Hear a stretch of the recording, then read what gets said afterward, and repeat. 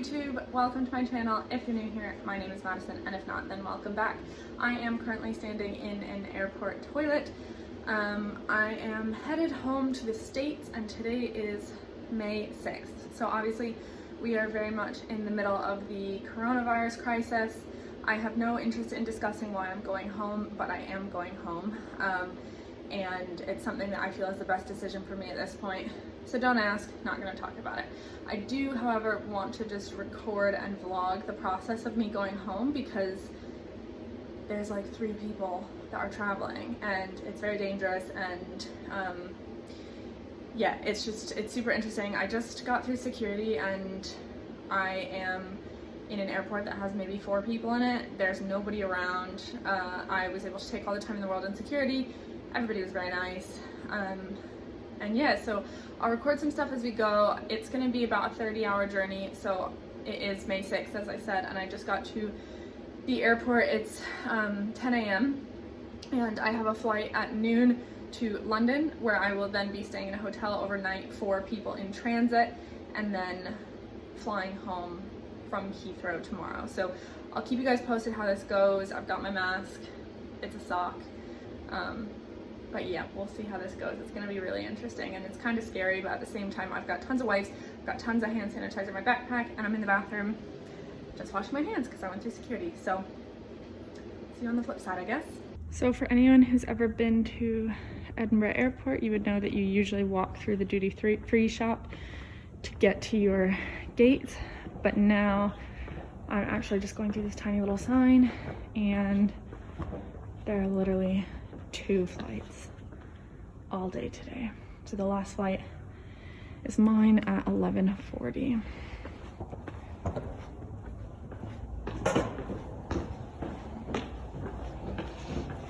All the doors are open and there's signs everywhere. But this is wild.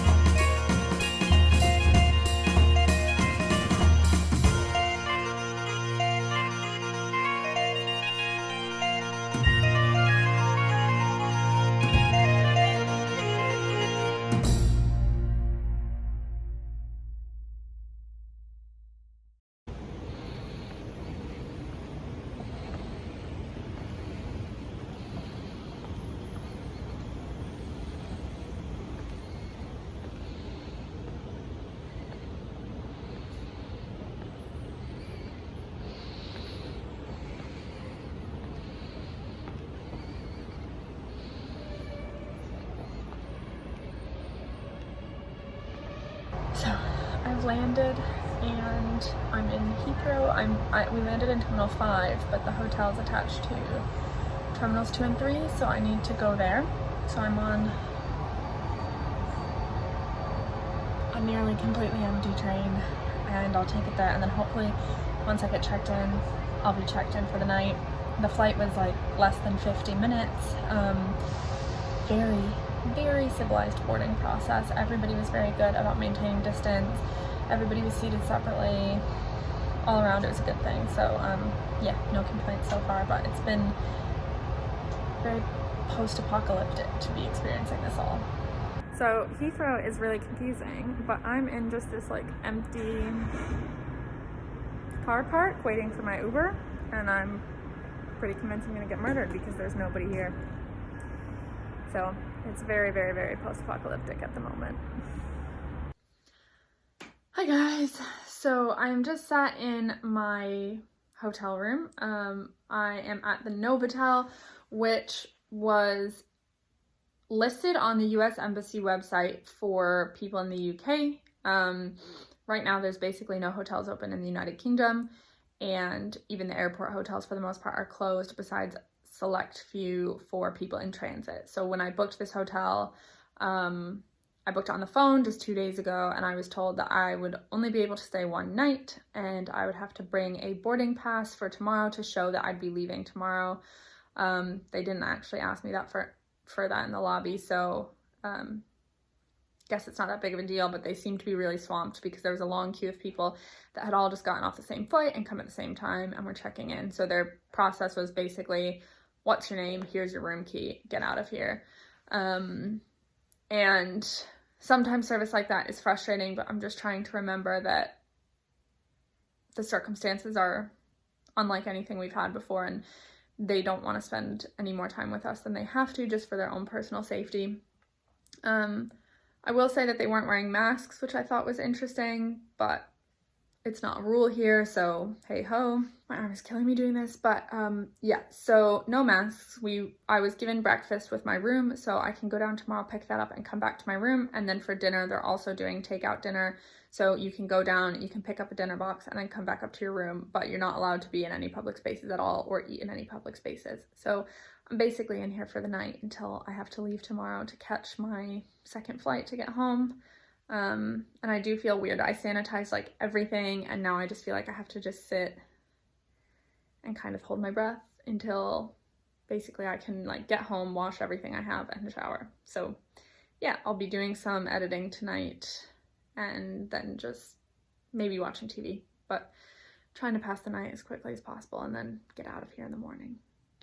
So there's a bed, and there's some plugs by the bed, which has been really nice. And then we've got just a closet, and that's been great because that's a space that I can put my suitcase down on. And then I'll show you the view in a minute because it's really interesting, but we've got a desk, which is where I'll spend the rest of my day just doing work, and a TV, and then there's a coffee bar and a fridge that I'm not actually sure is on, but hey ho. And then we've got a bathroom. I think I'm in a wheelchair accessible room, which is not a problem at all, but yeah, so we've got like no floor differentiation between the shower and the rest of the bathroom. And then there's another sink. Interestingly, there's no soap. I have to use body wash, and then I use hand sanitizer, which I don't like. And then as far as the view goes, it looks like I can see out into the lobby that nobody is allowed to go in or use, but it looks like it would be a nice space if we weren't in the middle of a pandemic. Right, I look like I've seen it all, and I kind of have today. It's only 8 p.m. and I'm in bed, but it's just been a very high stakes kind of day. Obviously, I showed you guys the Edinburgh airport. I tried to take some videos of the Heathrow airport, although it's a very confusing airport, so I didn't stop for too much time because I didn't want to get lost. But just being at the hotel, I mean, I've been here since like 1:30, so I've spent the most of my day here, and I just feel so kind of like icky. Like I feel like I'm not touching anything, and I feel like I'm just avoiding everything, and I obviously don't have like the comforts of home that I would, you know, shower and lotion and face masks and this, that, and the other thing. Like, I've got the bare essentials, and it makes it feel even weirder. I've washed my hands like 200 times, and I didn't bring any lotion. So they're so dry. They're so scaly. It just, yeah, it's kind of strange. Like, I've been in my flat for easily 6 weeks. I've been in my flat since March 15th. Was the last time I went out. And obviously I've been to the supermarket and I've been to the post office, but like, besides that and exercise outside, I haven't been anywhere else. And I'm in London, which is easily the farthest I've been from home in a long time. And soon enough, I'll be in the States, which is crazy. So yeah, you can almost hear me getting worked up about this. But yeah, it's all really strange. And, you know, like, I went downstairs earlier to get dinner. And I mean, it was kind of a sad dinner selection they had going on. You could basically get Tupperware, like 3 different Tupperware options, and then a donut. And there weren't even like cans of Coke or anything like that. But like I said, I understand that they're doing their best to keep things running here. But I mean, I'm even just laying in this bed and I feel dirty. Like, I'm excited to shower tomorrow. But then I'm going to put on the same clothes I've been wearing today because I don't want to put them in my suitcase and contaminate all my other clothes that I'm bringing home. So it's just been a bit like, it's just been a bit off, and life hasn't really been this like strange and confusing at any point that I can remember. And now I'm kind of out of stuff to do, so I'm just gonna go to bed. I haven't been able to schedule an Uber for tomorrow, so I don't know how I'm gonna get there, but there's no one at the reception desk. Like, society has collapsed. It's like anarchy. Like, they checked everyone in, and then they just left. So I'd imagine there's a manager like somewhere about, but for the most part, they've left the hotel to be run by the people that are staying there, and everybody's listening. It's like in the office when they don't have a manager for a while and everybody still does their job, you know? Society is built in a way that people just keep going and keep doing the things that they're accustomed to doing. But anyways, I'm rambling now. So it's going to be like a 6:30-ish wake up. I'm hesitant because I don't know about the Uber situation, so I have to like wake up with enough time to order an Uber, because I would assume that everybody at this airport is going to be ordering Ubers tomorrow, which makes me nervous. I'm hoping all the flights are like staggered over the course of the day, but I honestly don't know anything. So I gotta wake up early enough to order an Uber and then get to the airport. I did get a breakfast package, so I'm sure it's going to be just like today, where I'm going to get like a Tupperware thing of eggs or something like that. But I'll go down and get that because I have no idea if there'll be anything open in the airport. There wasn't in Edinburgh. There wasn't a single, no Boots, no Superdrug, no, there's a vending machine, and that was it. So the food options are limited if you're out and about. So I'm going to eat the breakfast, head over to the airport, and then I'll be home in less than 24 hours now, which is nice. I can't wait to get into a house that I can like feel comfortable in and have lotion. That's a big one. So yeah, I'll see you guys tomorrow. Right, hi, good morning. I'm in the same clothes as I was yesterday. I told you that was gonna happen. It is 7:01 a.m. and my flight's at 10:25, so I'm hoping to leave here within the next 40 minutes. I went downstairs to get the free breakfast that I paid for. Nothing was signposted. There was just a bag of bags. There was a table of bags. Okay, it's early.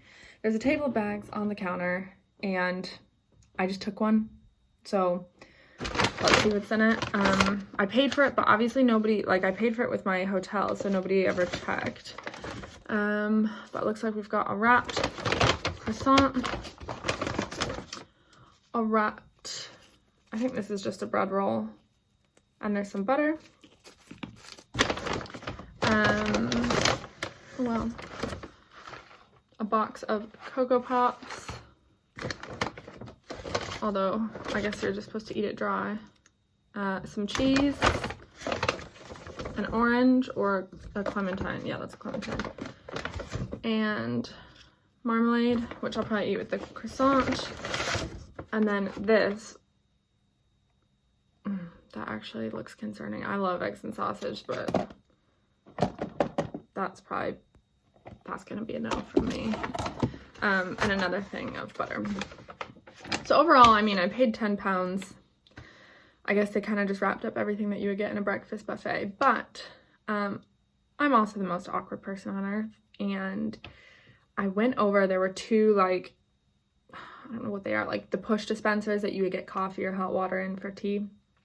So I grabbed a cup, I waited in the queue, I grabbed a cup, and then I walked over and I put my cup under the first one and I pressed it and some hot water came out. And I was like, right, I don't like tea, so I'm gonna have coffee. So I moved it over to the next one and I pushed it and some hot water came out.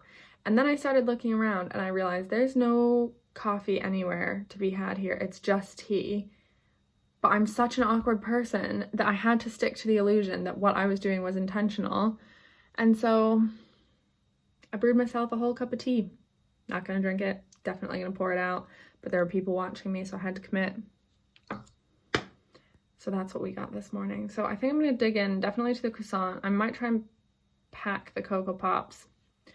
We'll see what happens. But yeah, they definitely, like, they've made sure that we're fed and whatnot, but nothing is signposted. There are a ton of students downstairs. I've noticed that there's a lot of Edinburgh master students leaving, so I think there's a lot of Americans that are trying to get their way home now that they've taken their exams. But yeah, we'll see. I'll eat this and then catch up when I try and head out if I can get an Uber. I've got to say, I hate the masks. I know that they're helpful, but it's so hot in here, and to do this for like 10 hours is gonna kill me. But anyways, here we go. Got my clothes on, got my suitcase. Let's get home.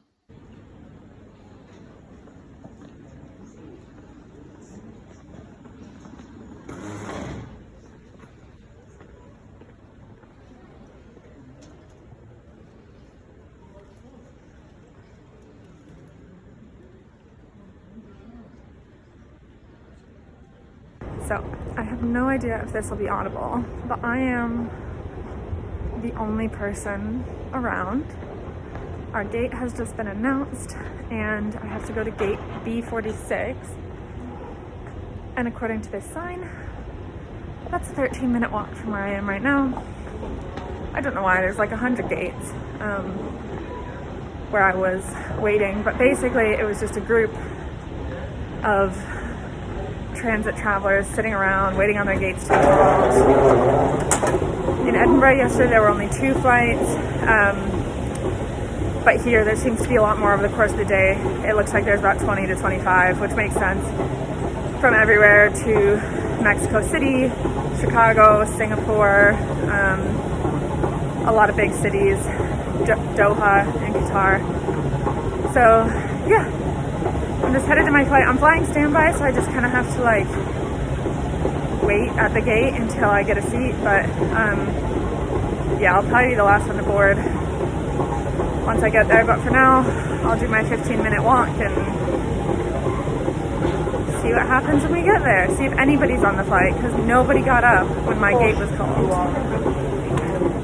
So maybe it's just me, I don't know.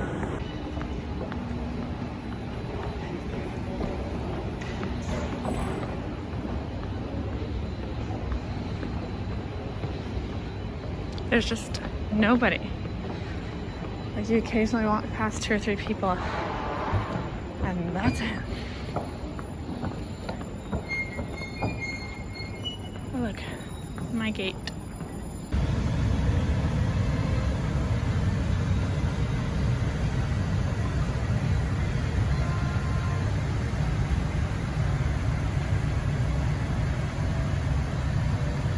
Right, so I just sat down. I'm in Premium Plus, which is very fortunate.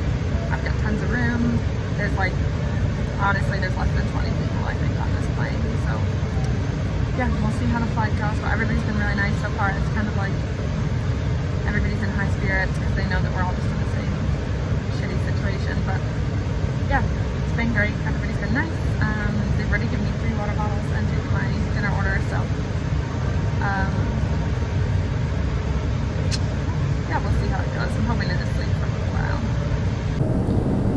So I've ordered dinner in Premium Plus, and I've got this chicken main, which has like a curry sauce, but I'm quite glad they actually haven't put it on top because I don't like curry. I've got a salad, bread and butter, and then almonds, stroopwafel, and in here there's some chocolate bits and real silverware. Crazy. So it's like 11 in the morning, but they've got the windows dimmed so that it seems dark and we can take naps, so looks like it's bedtime for me.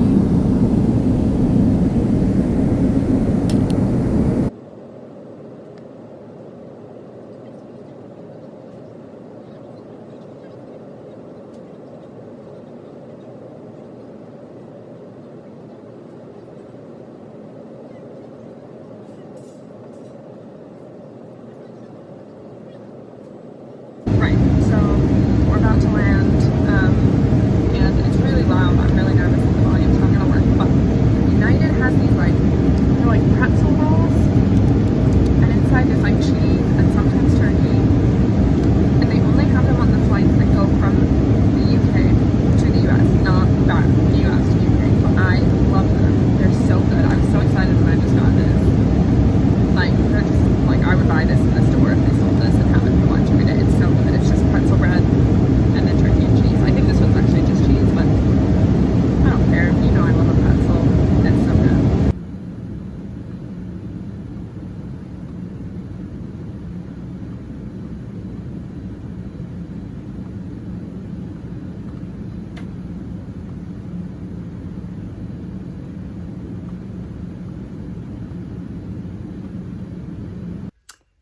Alright, so I didn't film when we landed because it kind of got crazy. Basically what happened is the plane landed and we were boarded by customs agents who had to give us information on how we were meant to quarantine for the next 14 days since we were coming from overseas. We then were instructed to get off the plane one by one and keep the social distancing and walk to customs. When we got there, we had filled out forms on the plane of our sort of health conditions. So we were meant to identify whether we've had a fever, whether we've had a cough, or whether we've had any symptoms that are representative of COVID-19, like shortness of breath. And then we handed in that paper one by one once we got to customs. Once that was checked, we were then allowed to step forward where we got our temperatures taken. And then after we got our temperatures taken, we were able to give our customs card to an agent and then move on to have our passport stamped. I didn't check a bag, so I basically got off the plane and left. I was the first one to leave the customs area altogether, and there was nobody, which is really weird when you're used to being in a, like when you come out of customs and there's usually families with balloons and signs and people are happy and people are crying, and there was nobody besides one lady that worked at the airport that asked if I needed directions. So I got out of there. I went immediately to the bathroom where I changed clothes and put all of my potentially contaminated clothes into a plastic bag. And then my dad pulled up outside, popped the trunk, and I threw everything in the trunk before leaving. So ideally, the thought was that anything that was potentially contaminated, down to my shoes, was not being brought in the car. I was wearing new stuff, and then when I got home, I immediately got in the shower and cleaned myself off. So it was a crazy 30 hours or so traveling.